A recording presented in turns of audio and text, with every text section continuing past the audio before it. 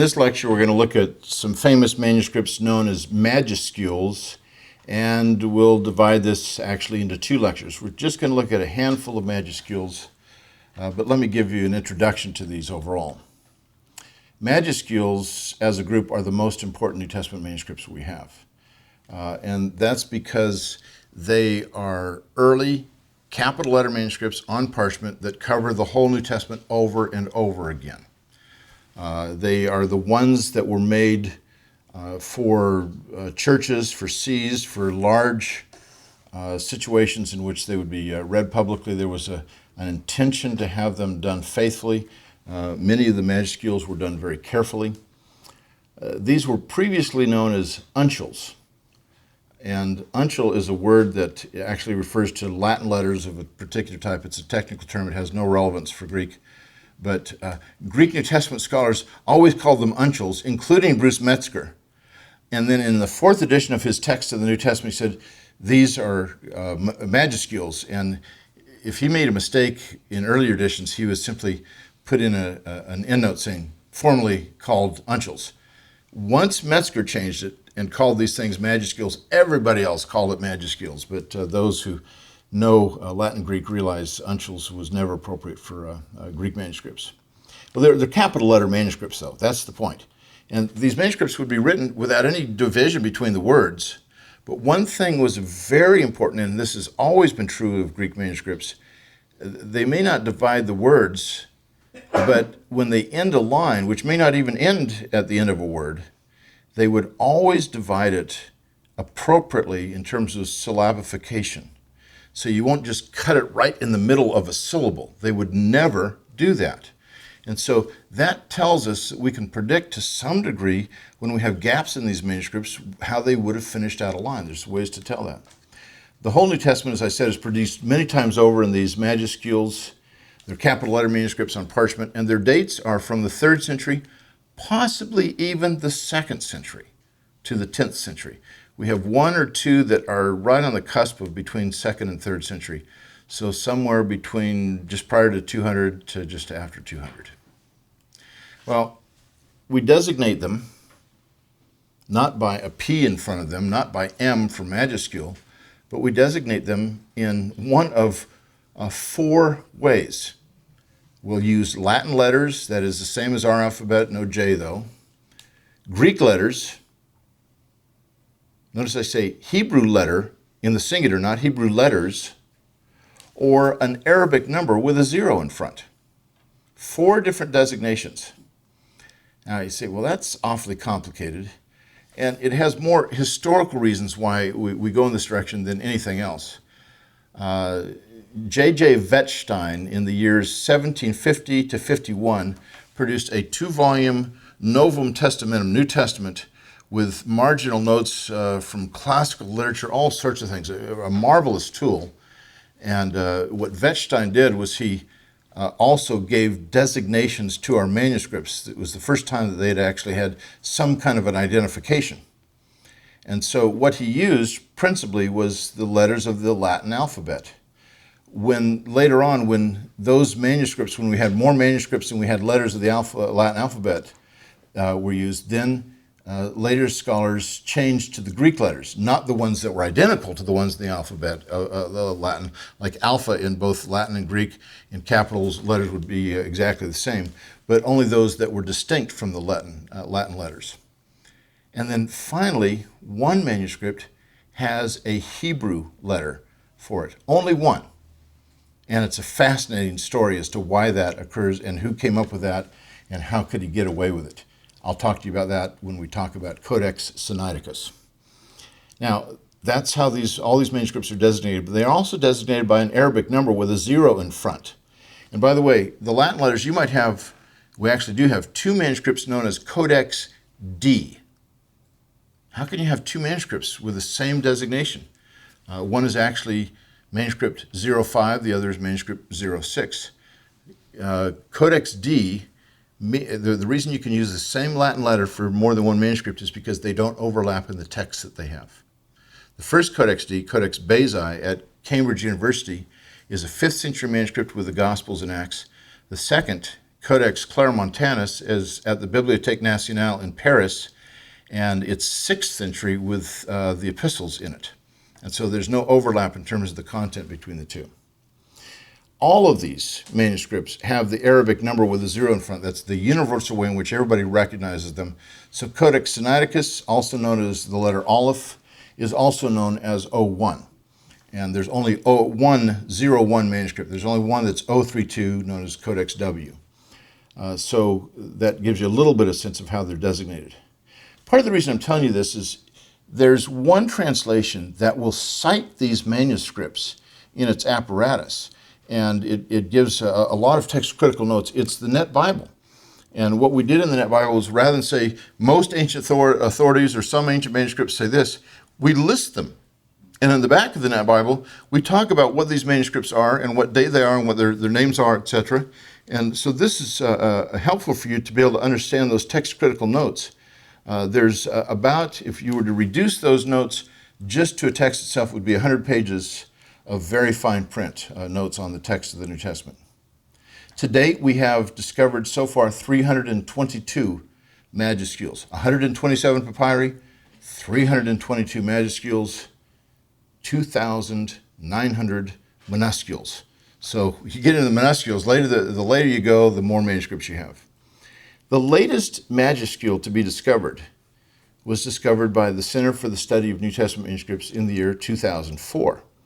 And I'm going to show you what this manuscript looked like. It's known as Codex 0322, and it's a palimpsest of Mark chapter 3 and Mark chapter 6. A palimpsest, as you know, is one that's been scraped over again, reused. And so you can see here in this manuscript, it looks like there's some capital letters underneath the almost chicken scratch kind of minuscule hand. But you can also see the red lettering that's very, very clear. One of the fascinating things that we have is the red lettering was known as rubrication of the first millennium.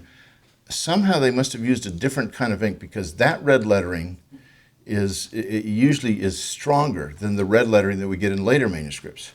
But these red letters tell us some very interesting things. You can almost not read any of the text, the capital letter text, besides the red letters. But you have this thing that's circled is an abbreviation for the word telos, which means end. End of the lection that is read that day, the scripture lesson that's read for that day. And then the top arrow going horizontally to the left, it starts with arche, the beginning. That's the beginning of the lessons you read for the next day. And then the one in the margin, it has letters there, 2 letters over another letter. That's what's called the Eusebian canon, telling the scribes and the readers where they are in the Gospels. It's these 3 things that helped us to understand and identify exactly where we were in this text. Let me tell you how we discovered it, just briefly. We were in Constantinople photographing manuscripts at the Ecumenical Patriarchate of Constantinople. And they kept bringing manuscripts out to us that often would be the wrong manuscript. We had asked to photograph this manuscript, they bring out another one. Why did they do that? Well, the numbering system they used was a little unusual. They had about 300 manuscripts, ancient manuscripts in their library, not very many. But let's say, they had been cataloged at the beginning of the 20th century, right around the year 1900. And they had 60 manuscripts that they knew were in the library at that time, 60 Greek New Testament manuscripts. Well, let's say manuscript number 67 out of that 300 went missing for some reason. They didn't want to have any gaps in the sequences. So manuscript 68 now gets tagged as number 67, and all the ones after 67 get a number that goes down. So that catalog, once that happened, was irrelevant. And so they bring out a manuscript, and we say, no, it's not this size. This is the size. We describe what it is on the basis of this 100-year-old catalog. So sometimes they'd have to bring out manuscripts 2 or 3 times. Well, one time they brought out another wrong manuscript, and one of the guys looked through it and he said, wait a minute. He went all the way through this. He said, I think we may have a palimpsest here. No manuscript in Constantinople had ever been discovered that had capital letters in it, a capital letter manuscript, a majuscule. And this was the very first one that was a majuscule discovered in Constantinople And the reason it hadn't been discovered is because it's a palimpsest. It's very easy to miss this. So the fellow who discovered this, Ivan Young, held it up to the window, and he could see the sunlight shining through it, and he says, these are capital letters. We could literally make out maybe 4 or 5 letters per page. That's all we could make out. We've spent an entire day photographing just these 2 leaves, 4 pages, 6 gigabytes of photographs. And we sent it to some technicians to try to figure it out better. We couldn't get much better. We could figure out enough of the text to know what the date of it is and to know what the text is because of the rubrication and some of the other things in here, and even some of the textual readings it's got. This manuscript is dated somewhere between the 7th and the 9th century, so it's not real early, but it's important to have manuscripts like this. This is not one of the important ones I'm telling you about. It's just the latest, and I get to tell you about this is because CSNTM discovered it, and I'm the one giving the lectures, not you. All right, now for some famous majuscules. I'm going to list these in the order of their discovery. The first 4 manuscripts were given letters in Wettstein's volume of 1750 and 51, long after they were known. And so Wettstein comes along. Basically, Codex Vaticanus was known in 1475. Codex Bezae was known in 1581. Alexandrinus was known in 1627. 1475, 1581, and 1627. And Codex Ephraemi Rescriptus, I don't know exactly when that was discovered. Codex Sinaiticus, 1859, and Codex Washingtonianus was purchased in 1906. So we go from the 1400s to the 1900s for some pretty important manuscripts. Well, let me begin with Codex Vaticanus. The earliest book list that was ever published about the Vatican Library's holdings came out in 1475. And it listed just a few hundred volumes, and among them was this manuscript Codex Vaticanus. So we don't know how long it was at the Vatican before then. There's some evidence that it was in Caesarea in the 6th century. We don't know where it came from. There's a lot of questions about this manuscript, but it's a very, very old one. And Erasmus, when he put together the Textus Receptus, the text that stands behind the King James, he used it indirectly and minimally. That is, he had friends at the Vatican. And what I'll talk about later is about the Trinitarian formula at 1 John 5:7, where in the King James Bible it says, there are 3 who bear witness in heaven, the Father, the Word, and the Spirit, and these 3 are one. That's not in our oldest manuscript. It's not in our more recent manuscripts. It's found in 9 manuscripts total, all of them of very recent vintage. And when Erasmus published his text, he didn't have it in his at first. The Catholic Church screamed at him and said, you got to put the Trinitarian formula in there, otherwise you're being heretical or you're taking away from the Word of God. And he said, I didn't put it in because I didn't find any manuscripts that had it. There was one that was kind of made to order that he discovered for his 3rd edition that was published in 1522, and now it all of a sudden had the Trinitarian formula. I'll spend a whole lecture on Erasmus and the Textus Receptus. So if you missed everything I just said, don't worry about it. I'll cover it again.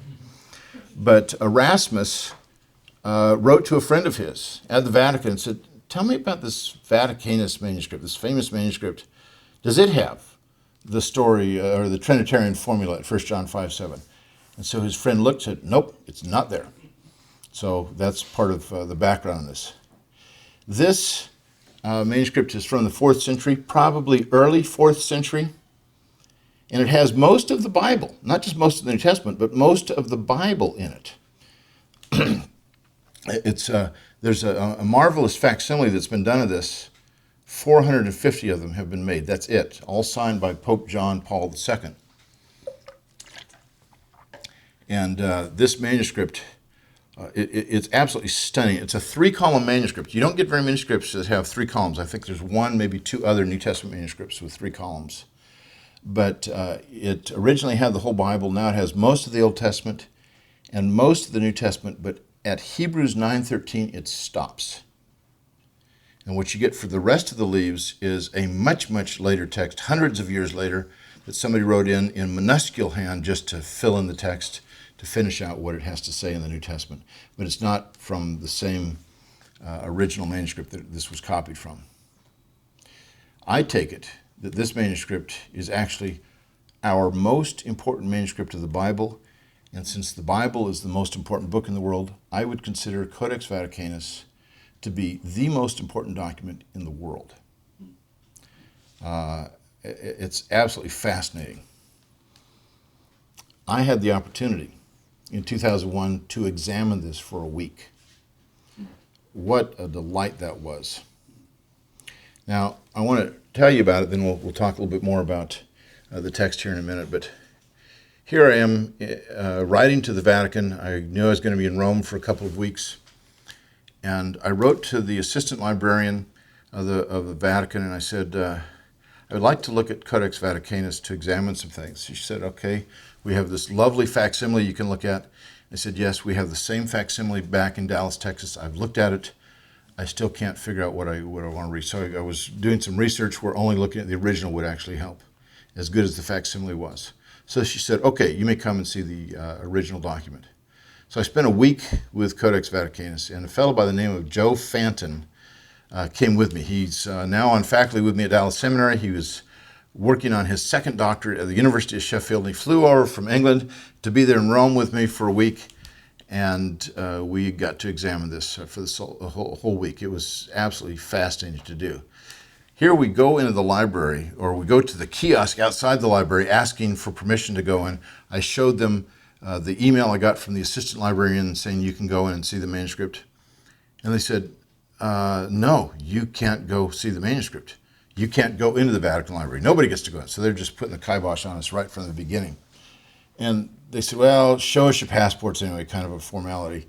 And they saw Fantin's passport, Fantin, and they go, oh, Fantine, a very famous family in Rome. And he didn't know it. And they warmed up to him very quickly. I immediately became his assistant. And they let us in. So we had to go through 5 armed guards to get into the library. And we get in there, and we finally get up to the desk of the library, and the clerk doesn't speak any English. And so we showed him the manuscript we wanted to look at, and he looked at the manuscript. He said, Greek 1209? He goes, no, impossibile.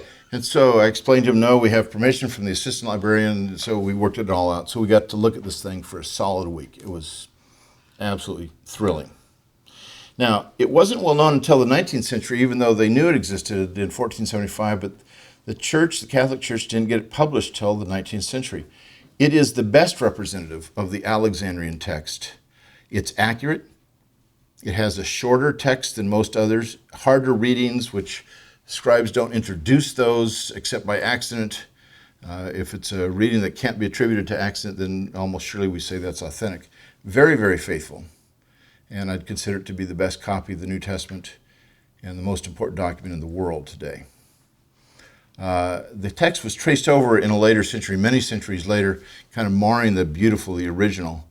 And there's so many more things I could tell you about Codex Vaticanus.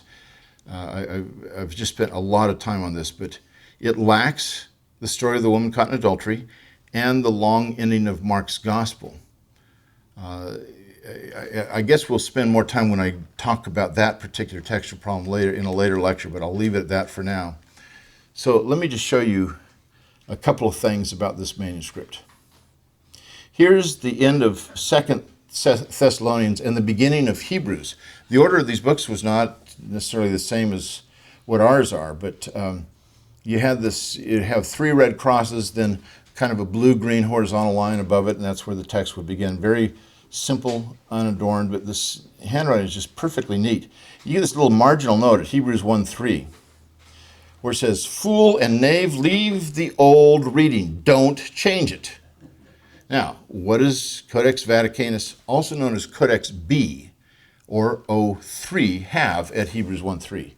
It says, the Son is the radiance of his glory and the representation of his essence, and he reveals all things by his powerful word.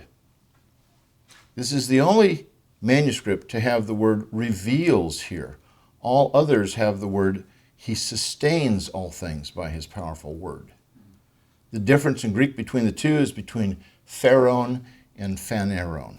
So 2 letters were deleted in Codex B. It almost surely is not the original reading, and yet here this corrector who makes this marginal note about a later scribe who's changing the text probably knew that Phaneron was not the normal reading, but he wanted to preserve what this manuscript actually had to say. That shows you a certain amount of respect that these scribes had, some of them at least, for these older manuscripts. Don't change the text. We want to keep that reading preserved so we know exactly what that scribe said at that time. It's absolutely fascinating to see these marginal notes. And this is one of the favorite ones of many scholars. So this is the end of Mark's gospel. And you see you have the 3 columns. The 3rd column is completely blank.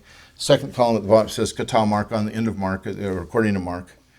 And this is the only completely blank column we have in the entire New Testament of Codex Vaticanus. But it's not the only completely blank column we have in Vaticanus. In the Old Testament, that occurs 3 times. We'll talk later about the significance of that, but it is going to be a significant issue. Some have suggested, oh, the scribe knew that there were these other 12 verses that some manuscripts had. It made room for them, so if somebody wanted to put them in there, he could. It was only a few years ago that somebody actually went through and wrote out the letters the same size that Vaticanus would have done and said, there is no way in the world these 12 verses could have fit in that amount of space. And so here we've known about this manuscript for over 500 years, and just recently somebody said, no, that theory is not going to work, because they actually wrote letters out to see what it would be like. Well, that's Codex Vaticanus. Very, very important manuscript. And when Codex Vaticanus, when Codex B and Sinaiticus, or Aleph is another way you could describe that one, when those 2 agreed, Westcott and Hortfeld, you have the original wording almost everywhere. The view of that is not nearly as certain as it was in their day, but it still was pretty strong. Second manuscript, in terms of the order of discovery, is Codex Bezae. This was called Bezae because it came from Theodore Beza, the reformer. He donated it to Cambridge University in the year 1581. And he wrote a letter to them and said, this is a really bizarre, eccentric manuscript. I figured Cambridge University is the right place to give it to. Why is that? Was that a dig? Was it a positive? We're not sure. But anyway, I actually had the privilege of reading his letter that he wrote to the library and then spending a day with Codex Bezae in 1995. I believe, I did it with a scholar by the name of Peter Head, who's a professor at Cambridge University, and I believe that we are still the last people to actually examine Codex Bezae in the flesh. It's a somewhat fragile manuscript. They just don't like people to see it anymore. Early 5th century, probably about 400 to 410. It's a diglot. That means it's written in 2 languages. And when you have these manuscripts written in 2 languages, they're done in one of 2 or 3 ways. Either you got one page that's one language and the other page that's the other, one column that's one language, 2nd column that's different, or sometimes you'll have an interlinear text where you have one line of language and then you have right above it or right below it the other language. This is a page kind of a diglot. The left-hand side, the page that is given the place of honor, is Greek. The right-hand side is Latin. And so the Latin side is considered to be a different manuscript. So you have capital D for this manuscript and little d for the other one because it's a Latin manuscript. I won't get into the details of that, but this is a fascinating manuscript, the most eccentric manuscript that we have of the New Testament, and yet a text that goes back very early. Well, it has in it the Gospels and Acts and just a little bit, just a few verses of the Johannine letters. It's the most eccentric manuscript we have of the New Testament, and it's called a Western text, even though it wasn't from the West originally. And the scribe copied as many as 9 words at a time, but it's a very old text. And the Western text also, this one has the Western order of the Gospels, just like P45 did. It's got the Apostles first, Matthew, John, and then Luke, Mark. It is the oldest manuscript we have with the story of the woman caught in adultery. Now, as I've mentioned, it's got 8.5% more material in Acts than the Alexandrian manuscripts do. It was such a famous manuscript, it has been for all this time that it's been known, that at Cambridge University for many, many years, they had a Basin club that would meet and discuss the readings of this particular manuscript. I mean, week in and week out, you have these scholars get together. Let's talk about the reading here, and I'll show you one of the fascinating readings, just one in this text. But it's really interesting. Now, the age of the text, the manuscript itself was early 5th century. How old is the text that's in it? I would say that it goes back to the early 2nd century. And there are some very good reasons why. Part of them is that you have church fathers that seem to quote from this in a variety of places. But there's some other reasons that I won't get into just because it gets a little bit too detailed.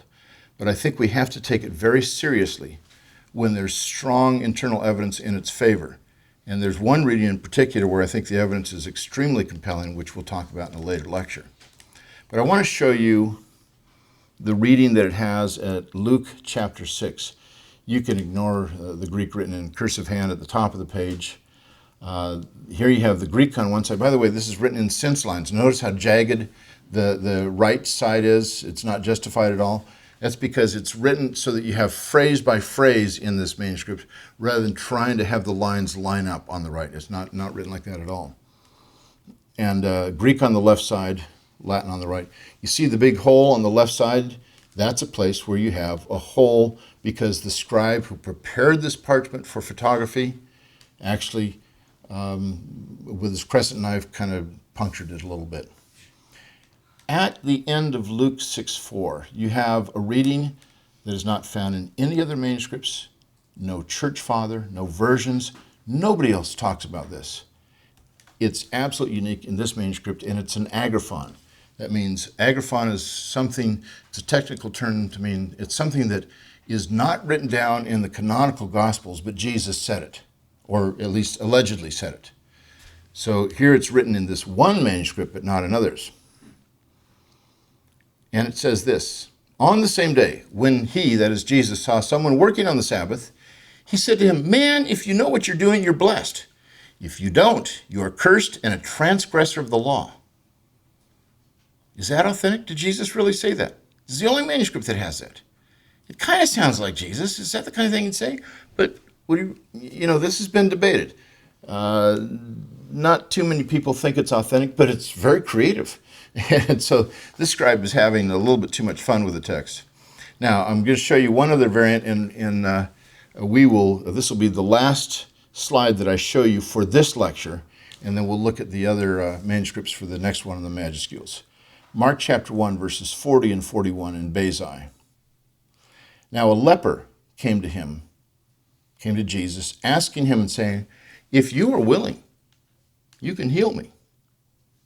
And getting angry, notice I underlined it, made it bold print so you don't miss this. And getting angry, Jesus stretched out his hand and touched him and said, "I am willing, be healed." Well, other Greek manuscripts don't have getting angry. They say, "and filled with compassion." The difference in Greek between the two is orgus theis versus splonknus theis. Very similar endings, but not similar beginnings. But this is the only Greek manuscript in the world that has orgus theis, and I think it's probably authentic, that Jesus got angry and healed the man. We'll have a part of the lecture that discusses that textual problem later. But it's fascinating for us to think about this. Here's a place where I think the internal evidence is so compelling that Codex Basi has probably got the right reading. It's the only Greek manuscript, but it's not the only manuscript that has getting angry. We have 3 Latin manuscripts that also have that are not related directly to Codex D. So where would they have come up with that unless it comes back from a much, much earlier source? All right, that's the first 2 major Majuscules. We'll look at the other 4 next time. The greatest stories, the greatest events, the greatest people, the personalities, struggles, bad guys, good guys, all kinds of stuff are filled in our heritage. But most importantly, our heritage is about finding God. Because we believe that we, as Tim prayed earlier, are indwelt by the Holy Spirit. We believe that there have been many people before us that have been indwelt by the same Holy Spirit, and that we have a connection, a spiritual DNA, if you will, that we go back and we find that, and we find inspiration, we find hope, and we find the challenges that they've gone through, and we don't have to relive things and the mistakes of the past. Yeah.